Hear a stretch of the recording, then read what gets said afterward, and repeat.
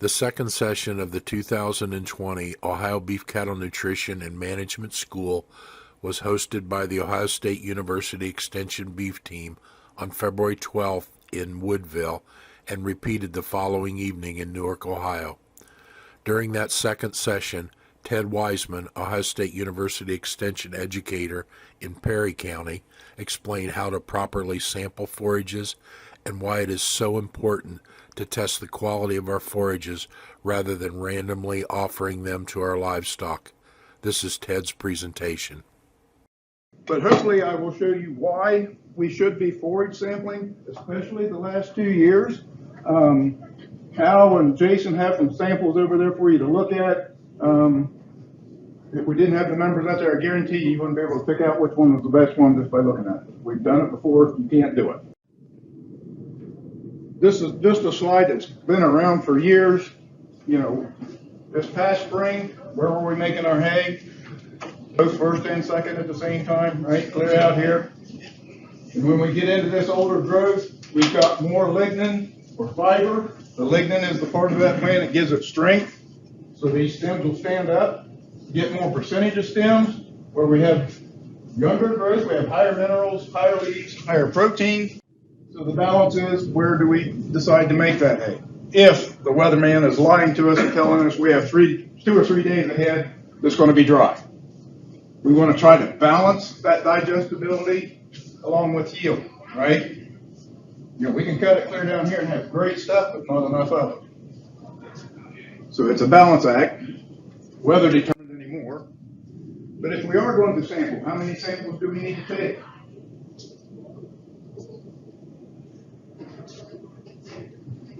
Ideally, we'd want to take it from every cutting, from every field. I know that's not going to happen, but you know, at least take them from each cutting at minimum. Don't mix them. And you don't want to combine, you know, some junk with some good stuff. I might even separate out stuff that's covered versus uncovered. I'm on round bales. I've got a few guys that they'll round bale their hay. They're not going to wrap them. They'll leave them set out for about 3 weeks, let them go through that sweat, and then they'll take core samples before they start shoving them in the barn, keep them covered up. That works pretty good. But to sample them, ideally you should do it as close to feeding or selling that hay as possible. Gives you a better idea of what you're going to be feeding, okay? Normally you'll get those back from the lab in about 7 to 10 days, all right? But make sure that that stuff has gone through that sweat, which is about 3 weeks. Probes, you can get them, and I'll show you some examples of them, from a 3/8 diameter to a 3/4. This one that I have is a 3/4. Can be 1 foot to 2 foot long, whatever you prefer, but at least have it to where that tip can be sharpened or that tip replaced. I just replaced this one 2 weeks ago because the folks in my county was yelling at me, telling me it was too hard to get it shoved in a bale. It was $48 just for that tip, okay? But the whole thing is about $150. The sharper they are, the better they work. About a ½ pound is what you want from a sample. That's about 20 cores. It's about 20 cores for soil sampling, forage sampling. It's just, that comes from statistically, they tell us about 17 to 20 is going to give you a good number, okay? There's 3 different types there. This is the one that I have. It's got a little Allen screw in it that you can remove that tip. Some of them are smooth. I've never used one of those. I can't tell you how it works. Some of them have these containers on them that'll hold it right into it. This one, you've got to pop the end off, and then you take this dowel rod and shove it out into a bucket or a bag. Okay? And this website, that's foragetesting.org, has a list of 8, 10, 12 different types of forage probes. You go to this reference tab, go down to the hay probes, and it's got all of them listed there. Okay? But you can look them up on NASCO. Several different websites sell them. This website, it has sampling procedures.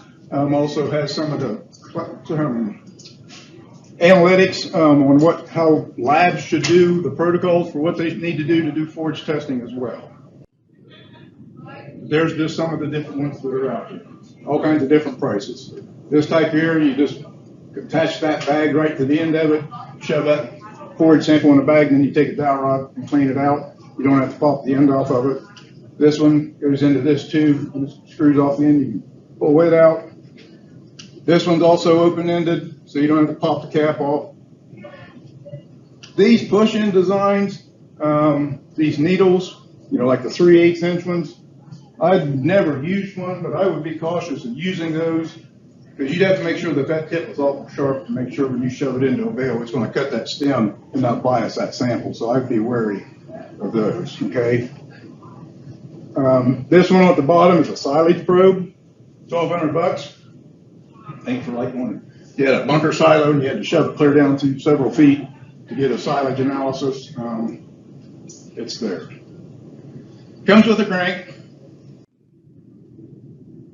But having those 20 cores, you can take them from 10 bales, take 2 cores from each bale if you wanted to. And the same way with squares, but don't look for the best ones. Don't avoid the worst ones. Get an average sample. Don't lie to yourself. All right. You lie to your cows, they're going to tell on you. The round bales, will take them from the side. Okay. That way you're getting a longer distance down that windrow to give you a more accurate representation. A lot of times if I'm doing them earlier in the season, I might start down low and then go up towards the middle of the bale just so if it rains on it, it's not going to open that up. They're going to be sitting out for a while. Square bales, you go in from the ends of those, right, for the same reason. You're going to use an electric grill, 18 volt is going to be the minimum. Anything under that is just doesn't have the horsepower to run those forage fruits, okay? But if the kids are driving you nuts, just put a bracing bit on it and turn them loose and they'll leave you alone for 2 or 3 hours because they'll take them a while to collect all the samples for you. So, but never do grab samples. It's going to underestimate it every time. Okay? Just reach in the square bale and pull something out, shove it in the bag. Not going to work. How do you process that sample? Here's the example of that one. You just put that bag around it. I think a lot of times you might put a rubber band on there. I've never used one where it just held on there by itself with these Ziploc things. But you'll take those 20 cores, put them into a bucket, mix it up, and then take that bucket and dump it on top of the table. You just don't want to reach in there and grab a sample fly. All the good stuff's on the bottom. All the good stuff's on the bottom, all those fine leaves and all those little particles. So you want to take it, quarter it. If it's small enough where 1/4 is at your half a pound, great, send it off. If it's still too big, a lot of people will take 2/4 out, mix it together again, repeat the process, and then take 1/4 of that. Okay. Seal it in a plastic bag. Try to mail it early in the week to get it to the lab as quick as possible. You don't want it sitting in the bed of your cab of your truck for a week, all right, in the sunlight. This refrigeration business, if it's dry hay, you don't need it. Some folks I've seen will take a fresh silage sample and then they'll vacuum seal it. I still wouldn't trust that just because of the moisture content, if it's in a bunker or a bag. A lot of our dairies are doing moisture content on their silage samples once a week or more, just because of the dry matter could fluctuate. But if you're taking haylage or silage samples, I would probably vacuum seal it before I send them off just to make sure you know what your dry matter is. Okay? Okay, what analysis do you need? There's 2 that you can have done, wet chemistry or the near infrared. Wet chemistry is a little more accurate. I prefer it personally. What nutrients are you needing? And then are they reporting the relative feed values, or the newer one out is the relative feed quality? If you're using relative feed value, it is biased against grass. Just because it's based on the NDF values, and grasses are just typically higher. Okay? And then wherever the deemed digestibility is not average, relative feed value is based on estimating dry matter digestibility from that ADF, and therefore your predictions will be poorly estimated. So this relative feed quality is a little bit better, developed by the dairy folks. You get online, University of Wisconsin has a really good fact sheet on comparing the two. If you're a numbers person and really like formulas and have trouble sleeping, it's a good read. costs. These are from Holmes Labs, and I'm not promoting any lab because it doesn't make any difference which one you send it to. All right. Well, what numbers are you needing? $40, they'll give you the dry matter and the crude protein. Big deal. Spend the extra $5 or the $7. I want to know the TDN, which is an energy value at minimum, along with my calcium, phosphorus, potassium, and magnesium. All right.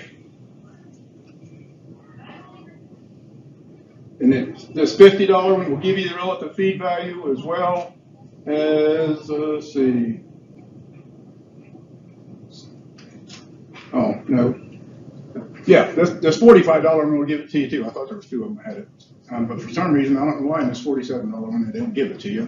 But I don't really care. I don't pay any attention to the relative feed value. Some folks do. But there's additional samples there. If you have horses, make sure you mark that, just because it is a different calculation for the TDN value because they have different digestive systems. Okay?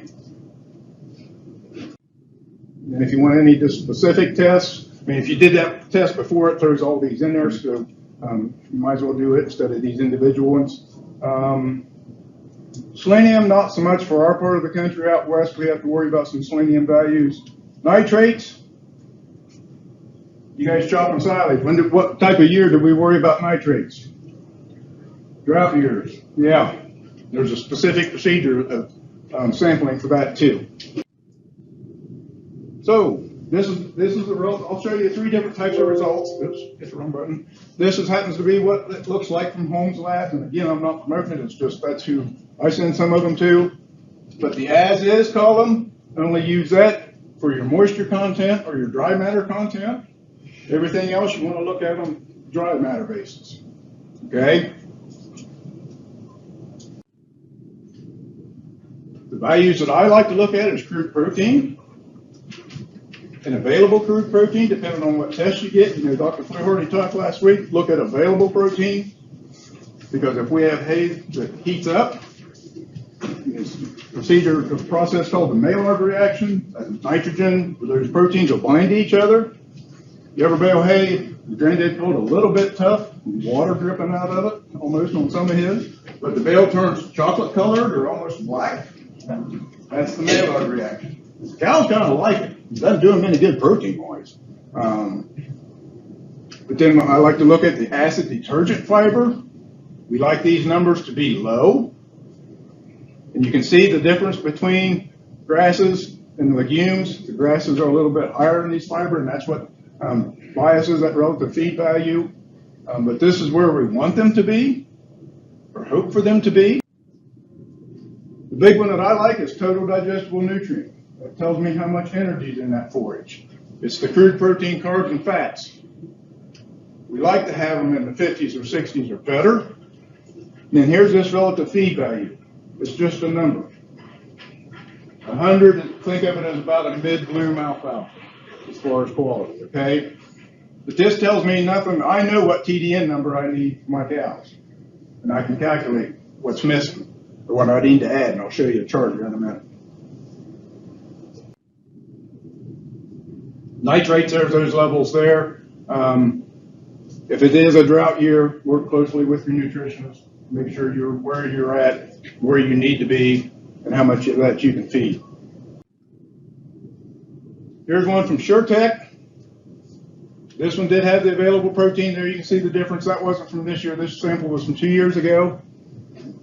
And here, if you see that NIR, that's that near infrared, is how they did that. I'm not saying it's bad by any means, but it's not quite as accurate as wet chemistry. All right. Ash. Alfalfa normally around 8. Grasses are around 6. Here you can see this study done out at Wisconsin again. Minimum value was about 6. Average was 12. The high was 18. On haylage, hay between 9 and 10, 17, almost 18%. If you got a sample that has 18% ash in it, a pound out of that 5 pound of hay you're feeding them dirt. How do we get dirt in our hay? Could be raking. Could rain, beat it into the dirt.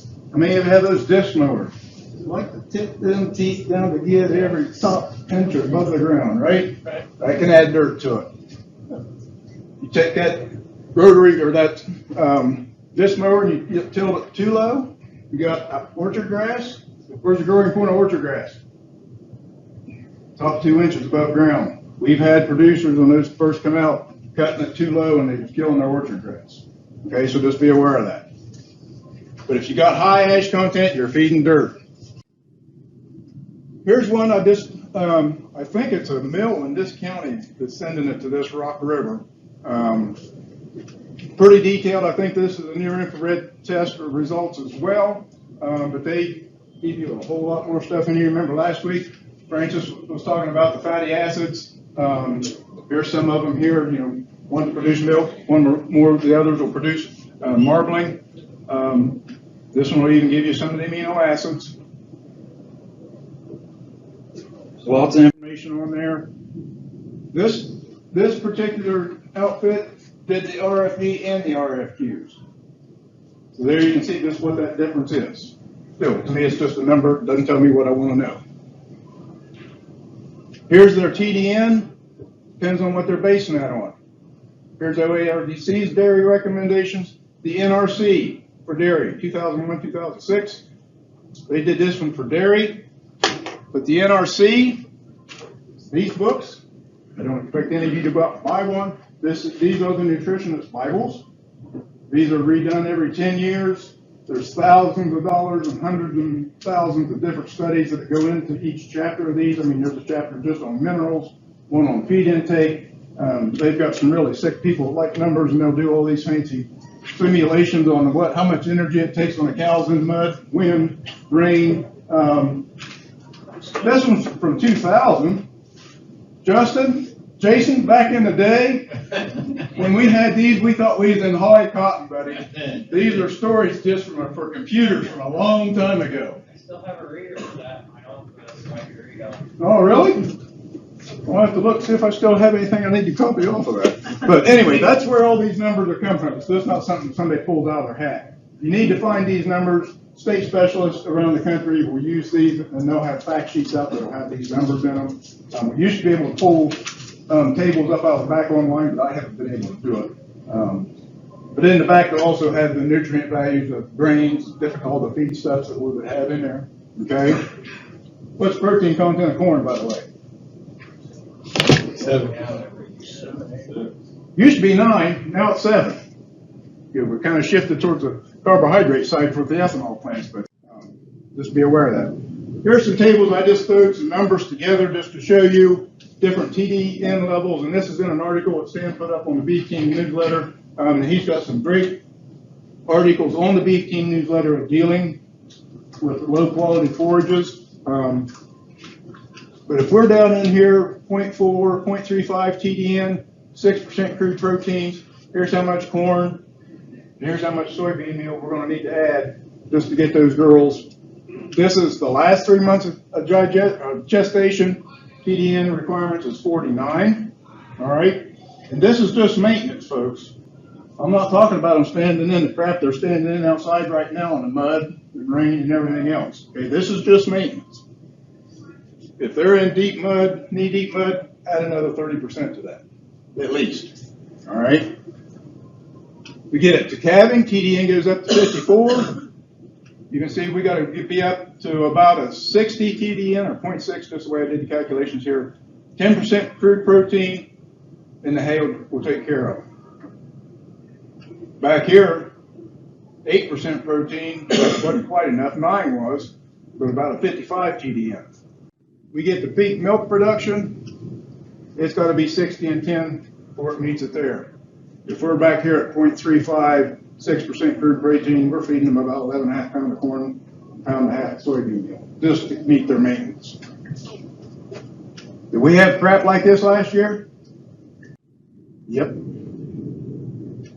There's 33 first cut and say samples from last year, some from my county, some from my coworkers in southeastern Ohio. None of them meet the TDN. This is at peak milk production, 60, but none of them meet that requirement for that cow. Here's the protein levels as they go. Here's second cutting, and there are a couple haylage and a couple silage samples out here. All right. Can a cow starve to death on hay? Yeah. Stan, last year, how many was it that lady talked to you? Half a dozen? There were 6 or 7 in the month of June where they tested it in the lab, that they literally started to have metals for that. Yep. And we're in the same boat this year, folks, because this is this past year's samples. You look at the minerals. I like to look at the calcium, the phosphorus, magnesium, potassium. We don't even charge enough for hay to get our mineral content back for a lot of us, folks. But the potassium levels, why do we want to worry about those? And that fact sheet that you've got on beef nutrition or forage testing for beef cattle, it's a little dated, but it's got some of these numbers in there. And I believe if we get potassium levels above 3%, we're going to need to watch them because these minerals interact with each other. If you get high potassium, it binds with magnesium. Okay, this isn't just something I did on Etch a Sketch for the fun of it. I am not a beef nutritionist, but the minerals I will not tackle. I can calculate the numbers for you, but with all these interactions, work with somebody that knows what they're doing. Okay. And then finally, anyone who's not soil testing or forage testing still doesn't think fertilizer and hay prices are high enough yet. So I would highly encourage you to have it tested. All right.